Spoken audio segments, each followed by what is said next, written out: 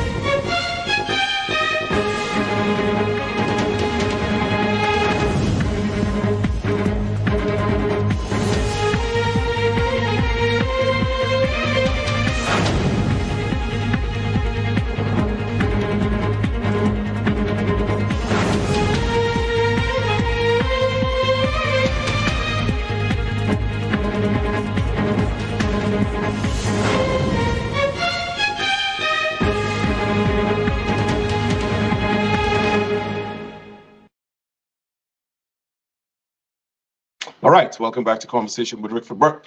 Everybody keep sharing the link. Share the link to 20 other persons. We have a few thousand people here. I'm looking on the control, but we need to get some more thousands here. So everybody share the link. All right, so tonight we're going to talk about what went down in Georgetown last week that shocked the eyes of the world, where the chief citizen of Georgetown was arrested. Let me tell you this before the mayor comes on, before anybody, if I were the mayor of Georgetown, the people who crushed democracy would not be able to come back into Georgetown. If I am the mayor, that's my tongue. You don't come into my tongue and disrespect me. So let me declare my position up front. This is not nobody's position. This is my position. If I were the mayor, the people who give those instructions couldn't come back into Georgetown. We would have had to have a negotiated settlement. That's my view. That's my position. The country would have been in crisis because nothing would have happened in Georgetown that day they arrested me. But of course, I am me. I'm not the mayor of Georgetown. Maybe that's why I'm not the mayor of Georgetown. But the level of disrespect that I saw by this government is amazing, astonishing. First of all, while I wait for the mayor, and I'm just going to talk to him briefly because he's not well. The government of Guyana has absolutely no jurisdiction, no authority over the municipality, the municipal affairs of Georgetown. They have none. Constitutionally, they have none. That is the jurisdiction of the Georgetown City Council. Vending and all those local government matters, the markets, the streets, garbage collection, local issues. That's the municipality of Georgetown. Everybody keep sharing the link. Apparently, I'm told that I need to straighten up. Apparently, the government of Guyana has nothing to do. They want to regulate vendors now. They have nothing to do. Crime is on the rise. They're diverting the police to street vending. With what authority? None.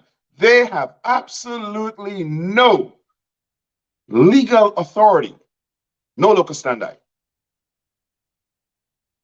to disrupt vending in Georgetown. None. Zilt. Zero. None.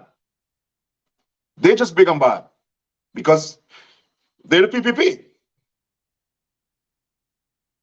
They're big and bad and bold. So they went to break down people's stall in Georgetown. The people called the mayor. And by the way, these vendors are licensed. I'm not sure what's the corresponding word in Ghana, but they pay. They have to pay a fee to vend in Georgetown. So once you pay the fee, obviously you have a license to vend or you have a permit. Regulated by the Georgetown City Council. But the government, hey, we big and bad. We could break up anything. We could do whatever we want. We have oil money. We have ambassadors backing us. You know, we got the police with guns. So we could do what we want. But the power belongs to the people. The power belongs to the people. Now, let me play for you what transpired when the government went to break down the stalls. I'm going to share my screen because I don't have that video. So let's see. Hopefully I'm getting it right. I think I'm becoming an expert at this.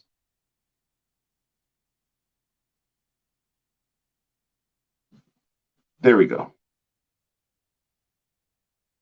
Share screen.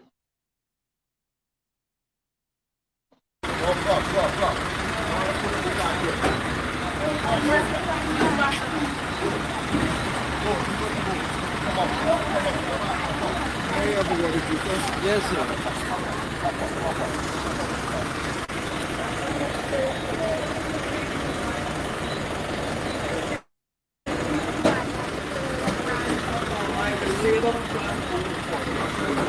So you can see they have already dismantled one of the vendors' stalls there. They put it on the truck. Keep sharing the link, everybody. Keep sharing the link. You know, the commander wants to know that he could consult his the commander is aware of the law, is violating the law as the commander as well. I will lay down middle of the whole thing. Cannot give you me and me. Okay, sir?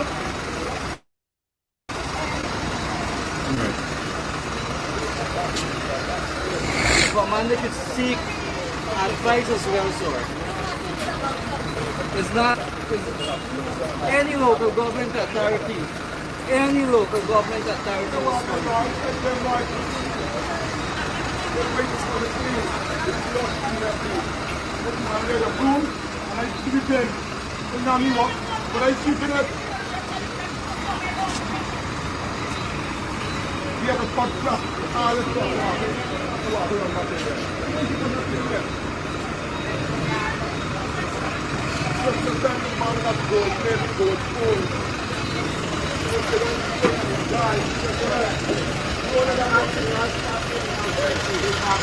please, y'all stop it.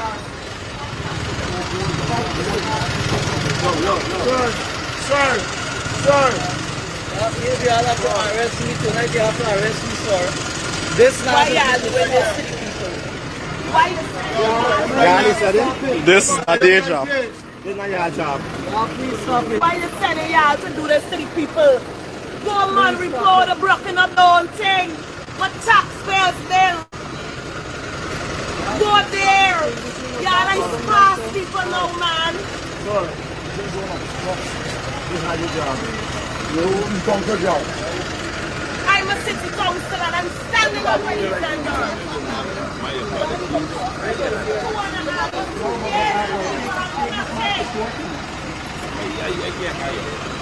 and y'all coming out to do this for them?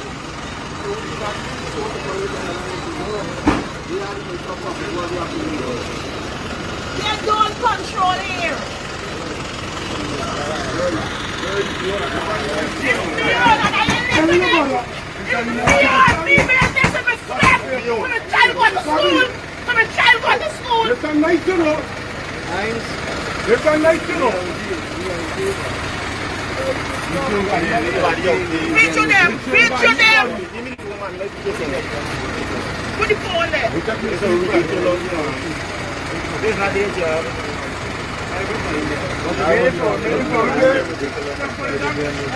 Y'all got their like this.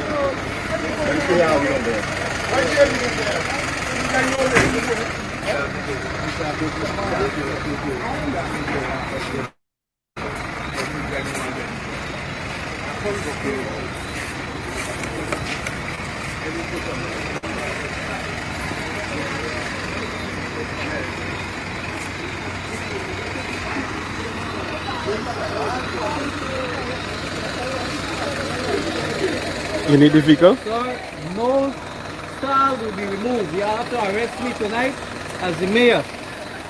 Nothing will be removed.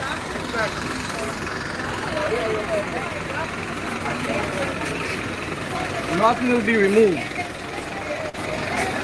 Nothing will be removed, sir. I am asking, this is a violation. This cannot be happening here. You're not saying because I don't go. Why we don't have shut up?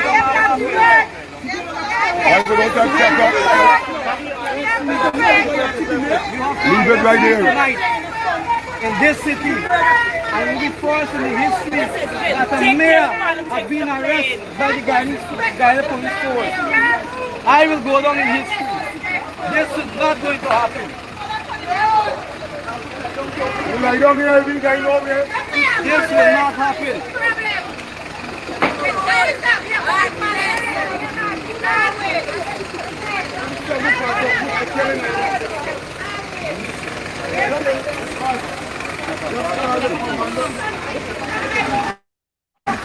Proszę go to się pić.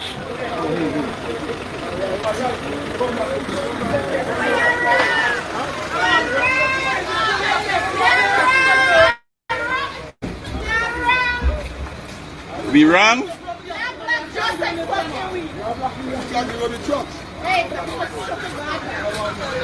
Now I will lay down here tonight. Let the truck run over the mayor.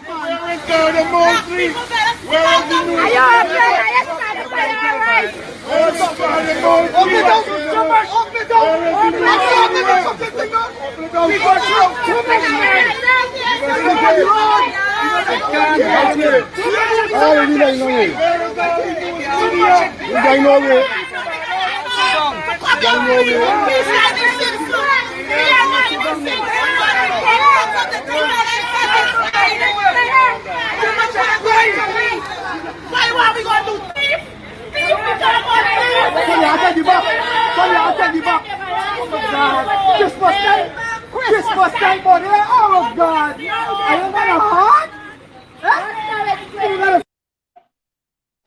All right, so I'm still going to keep sharing this. I want to show what happened the next day.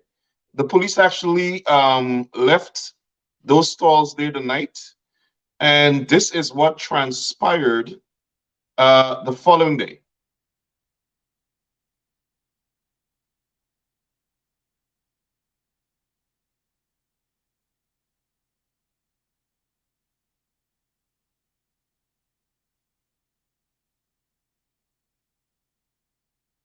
Office of the City Council. The police showed up at the mayor's office to arrest him.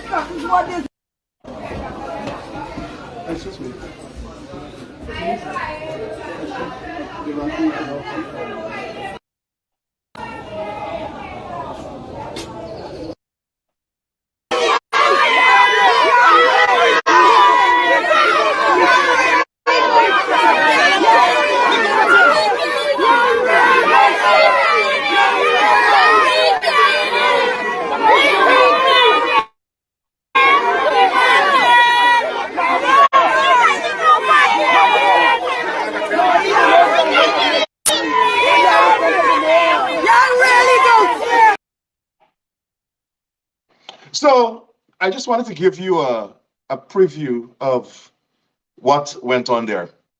Now imagine this government is so disrespectful, so undemocratic, so authoritarian. They sent the police to the mayor's office to arrest him. There's nobody holding up the guardrails in Guyana. The police commissioner couldn't say to the mayor, Mr. Mayor, sorry, couldn't say to the government, whoever, Barrett, whoever, y'all are creating unnecessary turmoil in the city. Why you have to arrest the mayor? For what? What are you arresting the mayor for? They sent police to the office of the mayor to arrest the mayor. Why? They want to prove a point. They're powerful. They're all powerful. It gets even more interesting.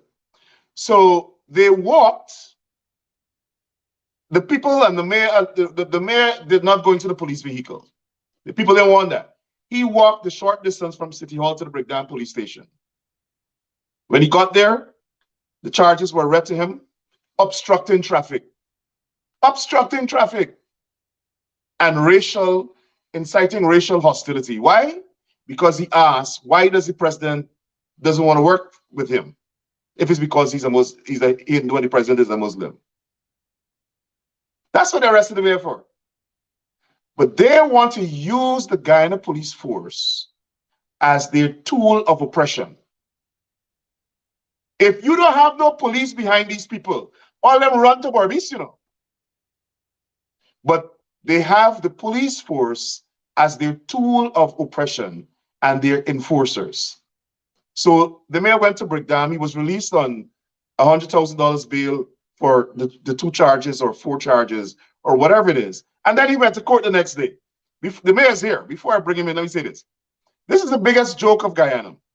The mayor went to court the next day because the mayor can't speak about the case, so I'll speak about it.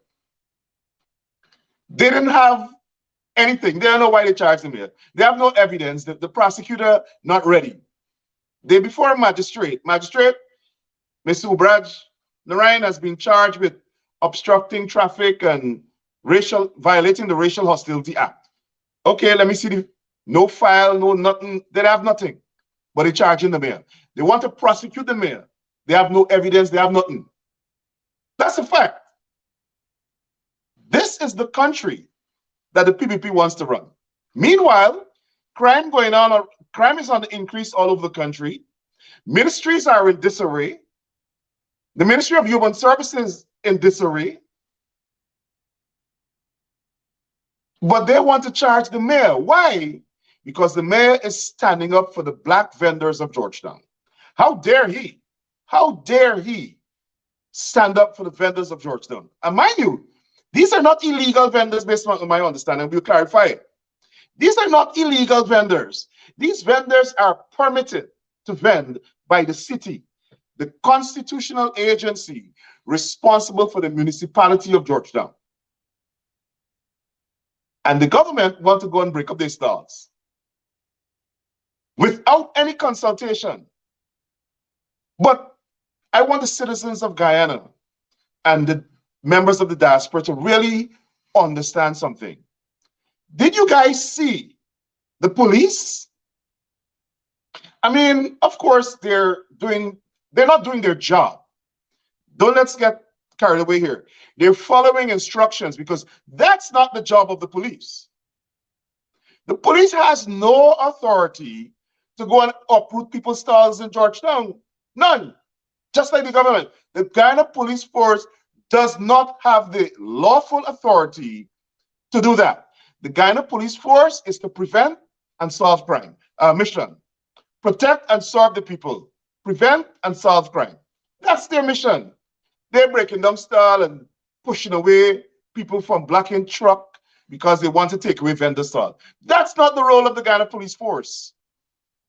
But the PPP has turned the Guyana police force into their personal vendetta squad. And let me say this. The mayor was not arrested because he obstructed any traffic. If they were so concerned about traffic being obstructed, they would arrest everybody there. That's number one. But number two, no traffic could have passed the street because the trucks were blocking the traffic. The police block off the traffic with those trucks. So I don't know what traffic the mayor was obstructing. Well, of course, that's going to be litigated in court. But nobody else was charged. There are other people there. The vendors were there. The vendors were there. Other people were there. They charged the mayor and the member of parliament for Georgetown for obstructing traffic. All right. So now I want to bring in the mayor. The mayor cannot speak about this case because Guyana has this weird judicial restraint whenever matters sub judice or it is the matters before the court, you can't talk about it. But we'll just talk about vending in Georgetown and the politics of this. Here goes the mayor. Your worship, how do you feel as an arrestee of the Guyana police force on an oppressive PPP regime? I, I'm a proud leader. I'm a proud Guyanese to represent my people, and I will do so without any fear. Good. And we thank you. We thank you for your courage. We in the diaspora support you. The people in the diaspora see you as a hero, and we want you to know that we support you. That's your role. You are the chief citizen of Georgetown, and you're there to protect and serve the people and protect their interests. So we thank. But let me first of all, because one of that very night when this incident happened, I was driving down from Washington, and I was with some friends who are government officials here. And I can't tell you the language they use, but it was absolutely shocking that you, as the mayor of Georgetown, you're telling the police that they're not supposed to move those stalls, and the police is telling you, if you don't move out of the way, we're going to arrest you. Where does the police get this kind of power? You see, the police. I respect the Guyana police force. I respect the uniform, but the police have been directed by the political uh, leaders, the political PvP arenas, the mafia that where they have to carry out those directives. And if they don't carry out those directives, they can be fired and they can be victimized. And that is what I have witnessed recently, where the police force are being used as a political tool. They'll be kicked like football here, there, and everywhere to do the PvP dirty works. And this will continue not only with me, but this will continue. But the news that is going around this country, and I want to send a very um, strong message here tonight. Among the Indians, like myself, called me and said that Pandit, if this can happen to you, then me can be next. And these are calls from Region 6, Region 2, and Region 3, where I am very popular in Region 3 and Region 2. And these are calls was made to me, said that we can be next. And this is an example for them. The PvP did not know what they had done to their strong base when they arrested the mayor of the city of Georgetown. And more so, a Hindu leader. A Hindu leader. So that alone can tell you where our country is heading. But I'm fearless, and I want the AG to know that I'm fearless like he, and the VP as You said well. you say you're fearless like the AG? Yeah, he just said that he's fearless. So I'm fearless too.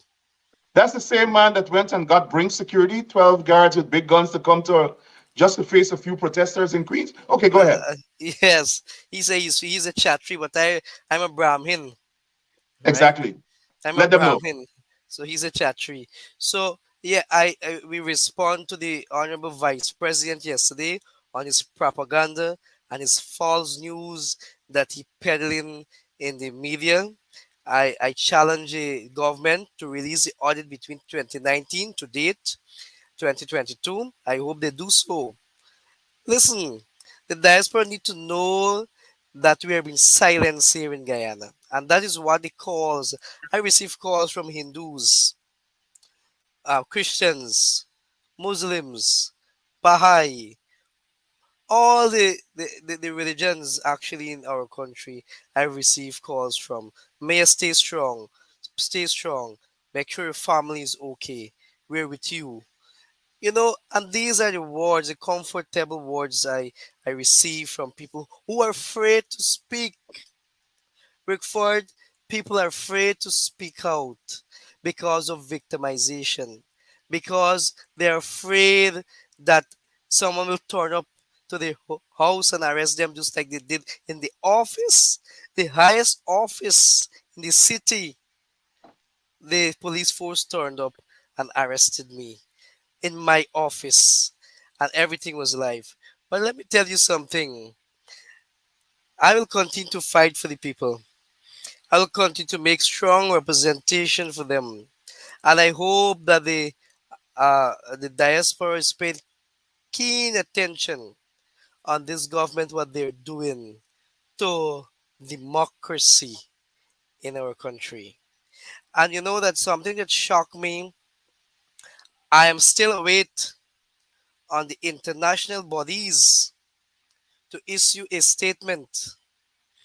I'm in the process of writing CARICOM and other um, national international organization, sorry, letters that what happened to me because I speak the truth and I speak for the poorer class of people in my country and I make representation for them. I was locked up. I was placed before the court on false charge. But however, the court matter is something different I can't speak on. But Right. nevertheless, I am giving you what I went through that day. I I believe a, it was an eye opener for many Guyanese, many Guyanese. Um, that's a good segue for this question I want to ask you. You made a point just now that they arrested a Hindu leader. Not only a Hindu leader, but a Hindu religious leader, a pandit. I saw that as an assault on all pandits and all Hindus. Let me ask you this as a religious leader, do you believe that religious liberty and the freedom of speech in Guyana has been undermined and threatened by the government, and that all other religious leaders in the country must now live in fear that anything they say that is perceived to be a criticism of the government, whether in church, their homes, or in public, that this government stands ready to send the Guyana police force to arrest them? Do you have that concern? Well, yes, that is one of my concern, and I want to say this. It happened to me. I'm a little bit of hoarse. Please excuse me. I'm And not thank you for well. coming. I know you know well. Um, it happened to me. So it happened to me. It can happen to anybody out there. So they have to be careful, and that is where democracy. This word democracy is dead right now in our country. It is dead right now in our country. There's no democracy in our country. There's a dictatorship by the PP government. I want to go back to last year. Last August, on August 15th, you traveled to New York at the invitation of several Guyanese diaspora organizations, and you spoke at the anti-racism rally. But more importantly, you spoke directly to elected officials at a luncheon at the Brooklyn Restoration Center, Bed-Stuy Restoration Center, where you said that there was racism in Guyana. And as a result of that, I remember distinctly, I was standing with you when you got the call, that because you confirmed to the member of Congress, who's now the Democratic leader in Congress, that there is racism by the PP government, they pulled your security. They unlawfully instructed the town clerk or the chief constable, someone, to remove the security from your home so that your family can be harmed. And then you receive their threats. Do you see a pattern here where whenever you speak truth to power, the people actually threaten or endanger your life? Yes, I had that experience last year, and you know of it. I came out and issued a press statement, and everything was communicating to me. via WhatsApp as well. And these are the things because I speak out. And again, similar incidents took place few days ago again. But that would not silence me, Rickford. I will continue to speak out, and I will continue to fight for the people of Georgetown and my country at large. As the mayor of Georgetown, do you feel that because you have spoken out and you're standing up for the citizens of Georgetown, including the vendors, that the PPP is in the government of Guyana is directly endangering your life and the life of your family? Of course, um, my family been humiliated by this government, putting through my kids and my family, they traumatized. And it's terrible. I have to be there for them. And but when you're a leader, and I want the PvP supporters to listen to this. When you're a leader, you lead for all, not for a group or not for a circle. You lead for all, whether which part you're affiliated with or not. You must show that maturity as a leader. You must show that kind of oneness as a leader. You must show that you can able to defend the Constitution. You can show that you can make representation, both national, international, for all, not one circle. And that is happening here. For vending, the vending issue, those people are illegal. There is a section in 2801 speak on street sellers bylaws, where the council given that power to license, whether you sell in front of public building, a private building, wherever you are selling or doing your vending, we have the authority to license you. We have the authority to give you the way forward. And all those people was given that kind of opportunity. The problem is not removing the people from New Market Street, you know. I want to clear this air. The problem is consultation and engagement by a dictator government who don't want to engage the mayor and city council, right? I don't know the reason why I asked many questions which didn't go down well. However, we have to And you see have a how, right to ask those questions. You have a of right to hear. course, freedom of speech is a question I ask. It's no statement, it's a question. However, those vendors got a life as well.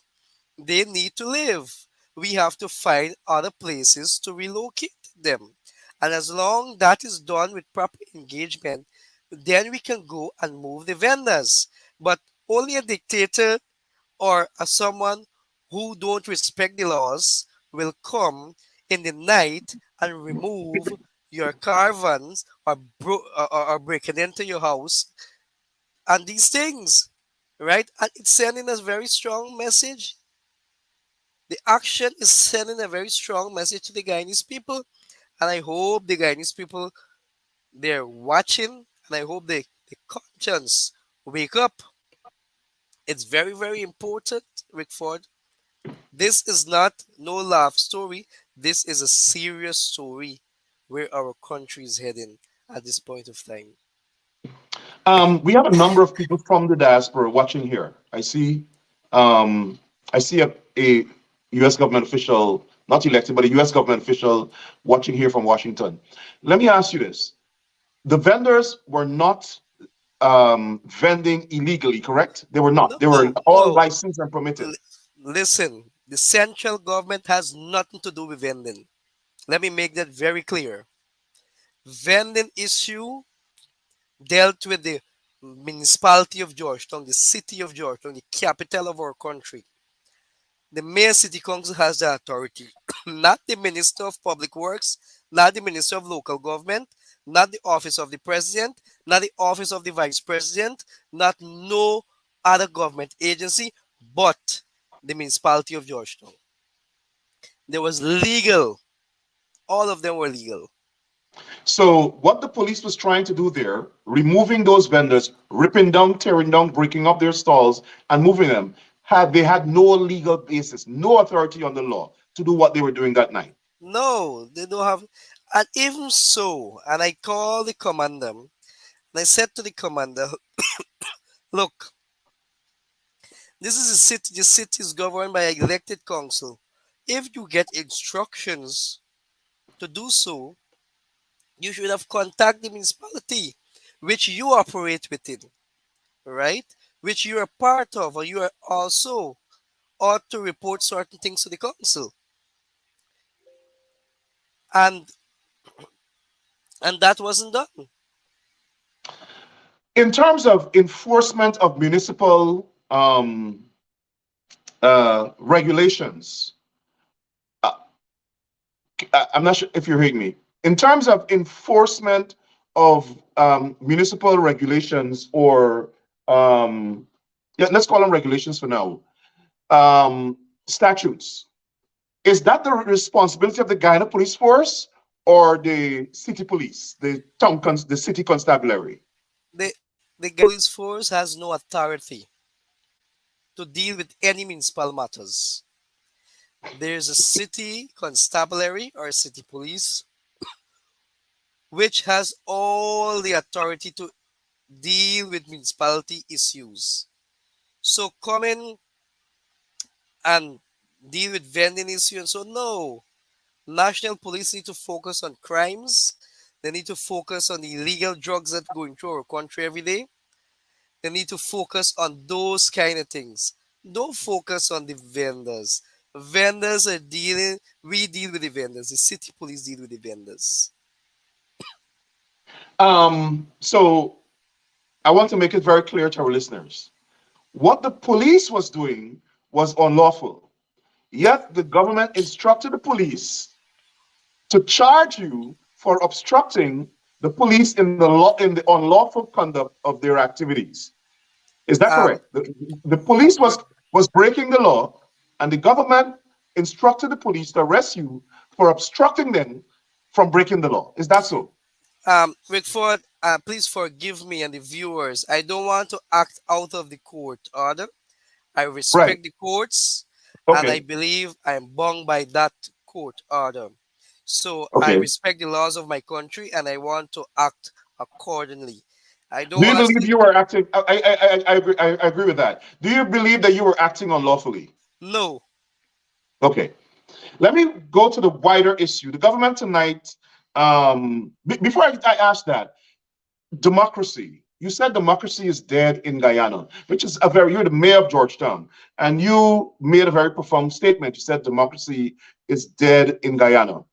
What is your message to the church, to the religious community in Guyana, as a pandit, as a religious leader?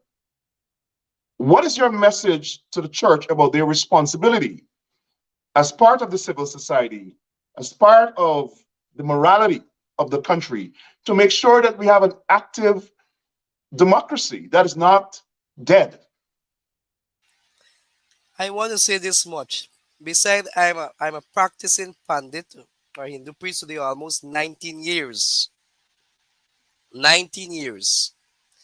And I don't mix it. Yet I'm a politician. I never mix my religion into politics. But I want to say this very clear that all the religious bodies in this country need to speak out. And if we don't speak out and we remain silent, we Guyanese people will suck salt while the bigger ones will suck sugar. And you understand clearly where I'm heading. Is one circle, not one Guyana. As long you're in the circle, you'll get the benefit. As long you're out the circle, you'll suck the salt. Right? So the religious bodies need and civil society need to speak out. This is a democratic nation. And a democratic Supposedly, nation, it's supposed to be. Is it yeah, supposed to it's be? supposed to be. And a democratic nation is freedom of speech. Today I am silent. I'm silenced. The PPP government silenced me in a cage where I can't speak on a matter that affect thousands of people around the world. Affect myself. my family, my supporters. Um, you see right now democracy movements throughout the world in Iran, in China, in Russia. Um, I'm wondering if these democracy movements, where the people are challenging the authority of autocratic regimes, if they're giving you inspiration. And when you look at the United States, where I am, where you have members of Congress, members of state legislatures, prominent individuals, attorneys, would go and engage in civil disobedience in in order to make a statement about civil rights and human rights and democracy. I'm wondering if um, this incident has given you now more courage to stand up to the dictatorship, and to, if you're willing to get arrested again on behalf of civil rights, human rights, vendors' rights, the rights of the citizens, the rights of Georgetown, the Georgetown municipality, to make sure that this government adheres to the rule of law. Rickford, I will say this much. I am fearless. They can arrest me 100 more times. I'm fearless because you know what? I'm a man of God. I know what to be poor. I know what to drink sugar water. I know what to drink black tea. While some of them have a maid collecting 1.2 million a month salary and have a good breakfast in the morning, while some of the same vendors can't even afford a loaf of bread and some butter to give their kids. Those are the people I will fight for. I said one thing: I'm here for the rich, the middle class, and the poor. But the poor needed me no more, and I will stand up for them. And I will continue this Um, battle. Finally, I want to let you go because I know you know well. The government issued a statement tonight that is bizarre. They accuse you of engaging in racism. I mean, I'm not sure. I'm not sure how you're a racist when you're an Indian man standing up for the rights of the black vendors. Um, but the PPP has been caught in this bind where everything they go to is racism. Whenever you challenge their mistreatment of people, and historically they have mistreated black people, they're also mistreating East Indians and Amerindians that don't support them. But the majority of the people that their prejudices have targeted are black people. And what is your message, one, to the Afro-Guyanese community and the citizens of, well, let's put it to the Afro-Guyanese citizens of your city, as well as Indo-Guyanese? What is your message when I, you see the government trying to be so divisive? I didn't see this statement. Okay. I don't know which media platform it is. I will have to read that statement. But I said this before that I'm an Indian, an Indo-Guyanese. And we term Creoles, you say we are Kuli, I'm a Kuli man, Mhm. right? So put it this way: why should I speak on racism against a government that has majority of Indians? Therefore, I'm in a leading seat, a driving seat, and this is where people have to think it. Why this man making this accusation? This man sitting in the mayor's chair. I know exactly what is happening. I'm not stupid. I know exactly what is happening because COVID cash grant, Georgetown did not receive it 100%. Flood relief. Up to this afternoon, I was doing the calculation. I saw her still in another place, stronghold of the PPP, receive. I submitted a list since when? Georgetown received nothing. Vendors, single parents, single father, single mother, I call for, they get a cash grant. They didn't get it. So it's blatantly there. Blatantly And you're there. talking about Afro-Guyanese citizens. Yes, blatantly there. So how can I spread racism? I don't believe in racism. I believe that we're human beings and we must be treated equally. I live by the motto. I don't live by one Guyana motto though. I live by one people, one nation, one destiny. We're all That in it is together. that is my motto, right? I don't have a different motto. So I will continue the struggle. For I don't believe in racism. Racism will only destroy us. It will only cause us to deteriorate more in society. But if you have a government that spread racism, show it in their hands clearly, it is dangerous for democracy. It is dangerous for a nation.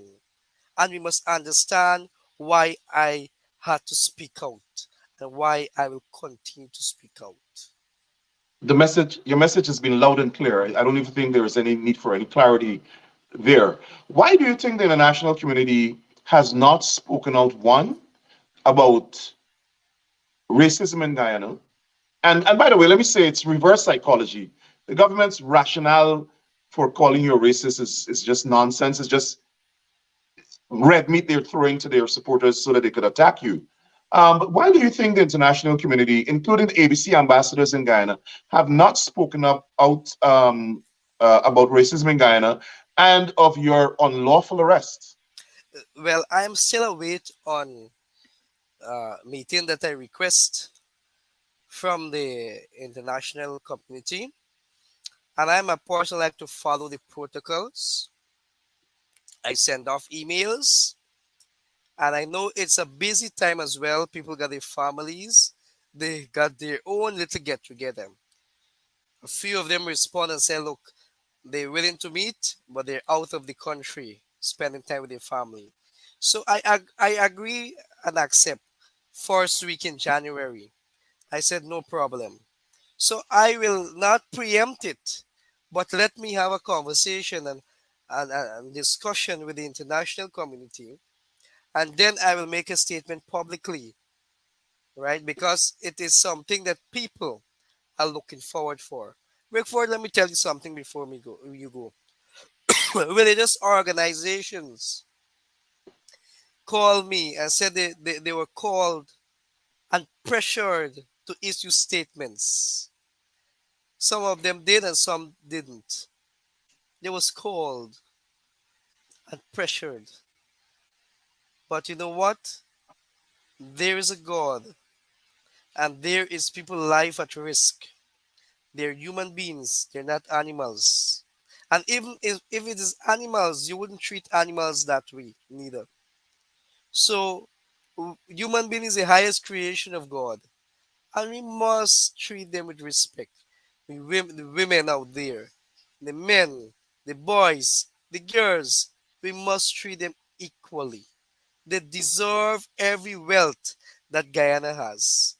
It is our own. It is not the vice president own.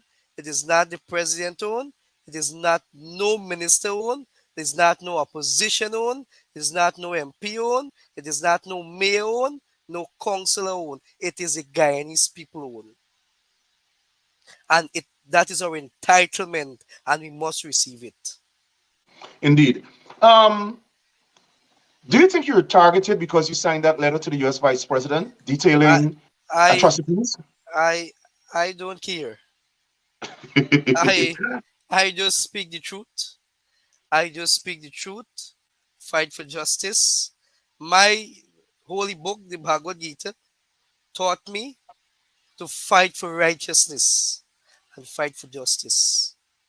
And I'm doing so.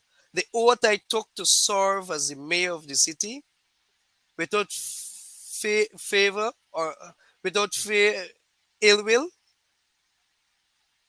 and favor, affection and ill will, I am doing exact that. I am not going to move away from my oath. I'm not going to be a hypocrite like many of them. Last question. You had the Paramount municipality, the city. You had the leading local government organ in the country. What is your advice to other local government leaders and municipalities, other mayors, about the government trying to usurp their constitutional authority? You have to speak out. You have to stand up. The laws must be respected in our country. The constitution of this country must be respected by everyone. Everyone. And that's why I comply the day when the police come and arrest me in my office. I'm a law abiding citizen. And if the police in the uniform come to me, I'm not bigger than the law. That the law is bigger than me. And I must respect the laws. Right? And I complied and I walked to the station. As a follow-up to that, I promise you this is the final question. You were a reserve staff sergeant in the Guyana Defense Force, and all of a sudden, I guess a phone call was made to the leadership of the Guyana Defense Force, and they issued a statement saying that you were removed. I mean, they used the wrong term, and they actually initiated the wrong process. And I must say, I felt bad, embarrassed as a Guyanese, because a head of the army for a CARICOM country called me and was asking me, what nonsense is this? I said, why don't you call the government? But you were removed without even a hearing, without any investigation, without anything. You were just removed. Again, it speaks to how tenuous and compromised our democracy is. What's your response to the government's announcement that you were removed as a staff sergeant from the reserve section of the Guyana Defense Force? Rick Ford, I will tell you this much. I refrain from saying anything about my removal as a staff sergeant in the Guyana Defense Force Okay, Reserve. I respect that. And no, I'll continue. I respect the force.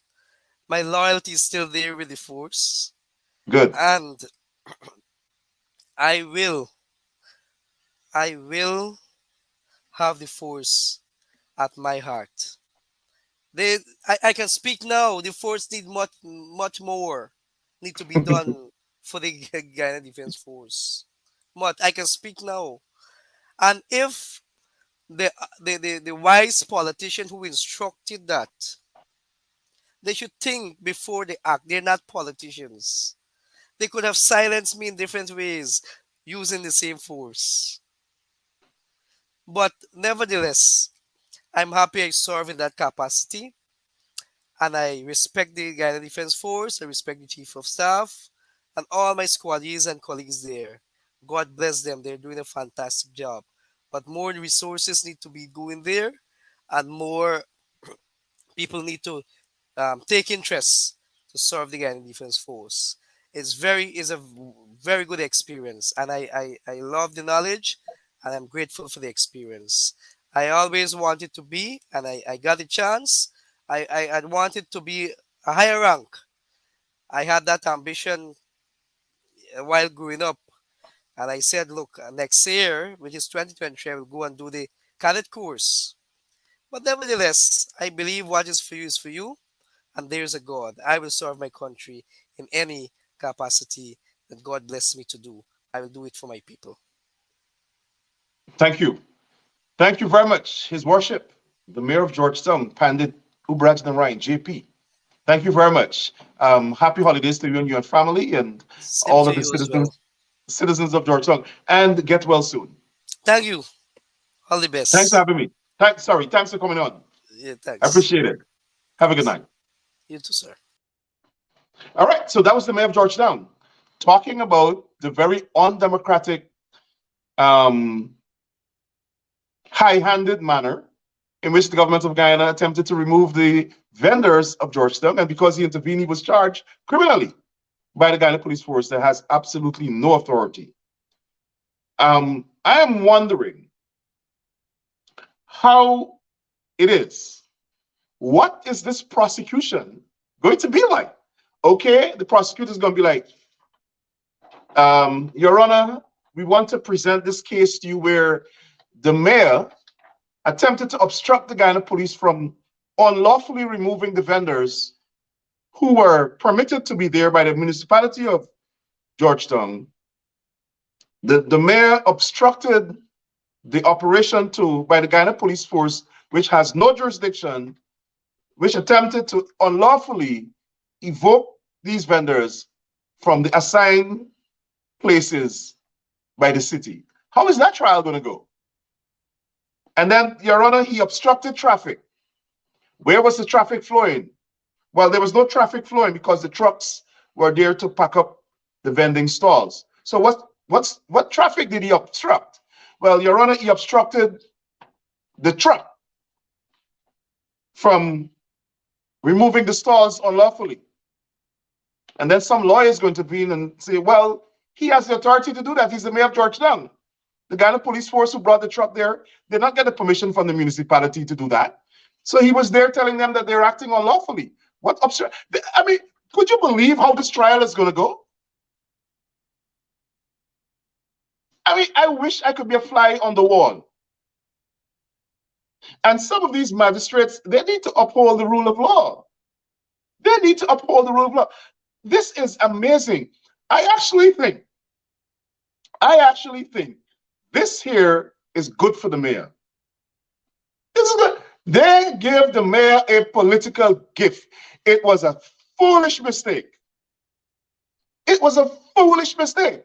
You arrest the mayor for intervening to stop an unlawful activity, and then you abuse the authority of the Guyana police force because you think you name all-powerful government to have him arrested. And then because he asked a question, why you don't want to work with me? Is it because I'm a pandit and you're a Muslim? They arrest him for that too. Only in Guyana.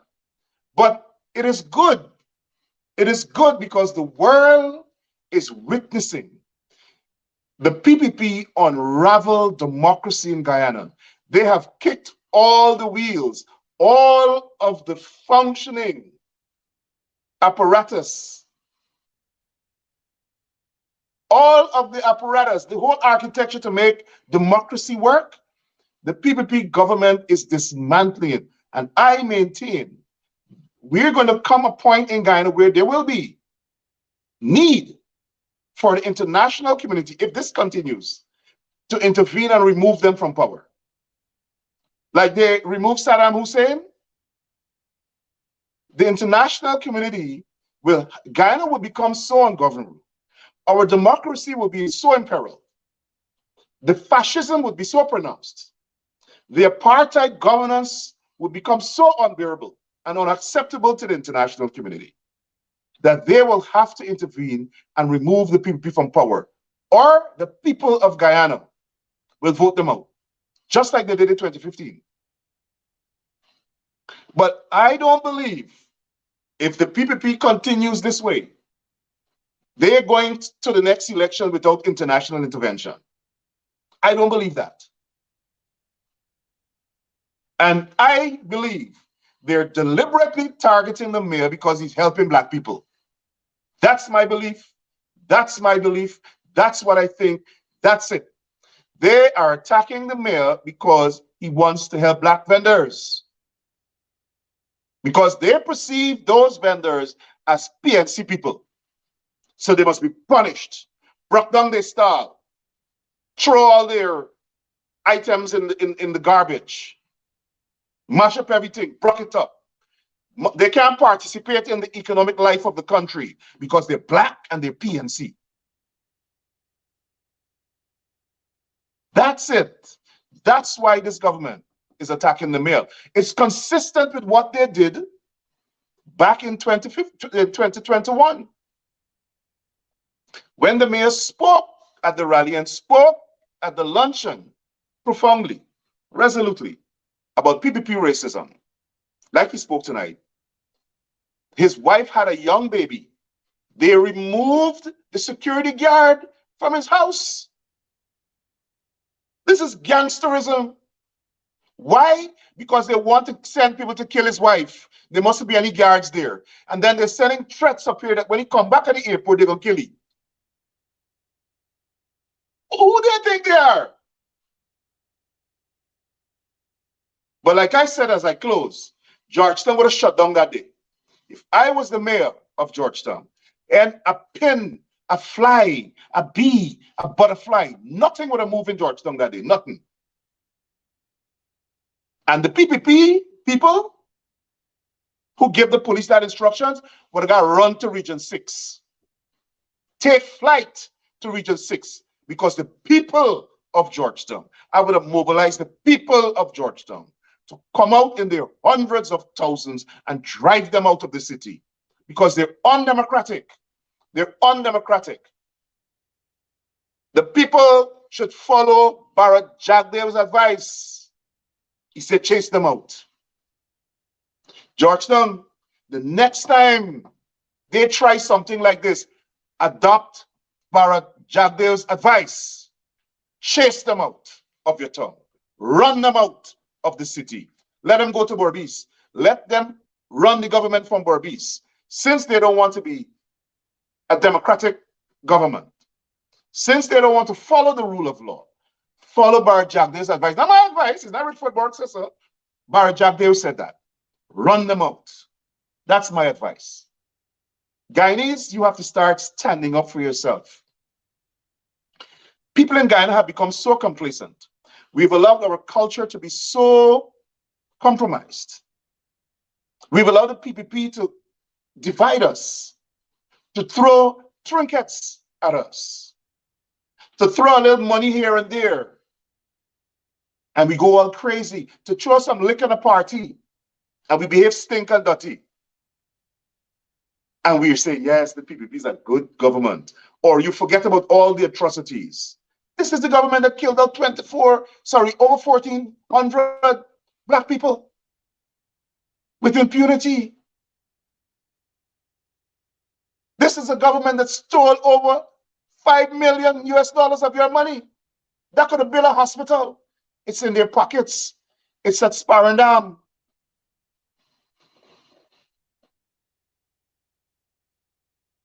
The people of Guyana have to stand up for themselves. Don't look to me. Don't look to Biden. Don't look to Congressman and Attorney General here. Look to you. You have the power.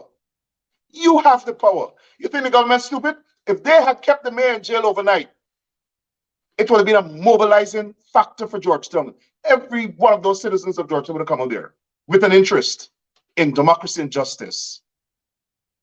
That's why they released him so quickly. Because they realize the indignity, the injustice, the indecency, and the undemocratic act that they committed. They're trying your faith. They're testing your resolve. Test theirs back. Test theirs back. You have a right to fight for democracy. Remember when they were the Elections Commission? They said they had the right to break up the Elections Commission for democracy after they rigged the elections. The government, this PPP, said they had a right to break down the doors at the Elections Commission for democracy. Well, it's not them alone who have to fight for democracy. You fight for your democracy too. That's the message I want to leave you with. Stop being so complacent. Stop being so apathetic. Stop being so disinterested in your well-being. Because tomorrow you will wake up and find yourselves enslaved by the PPP.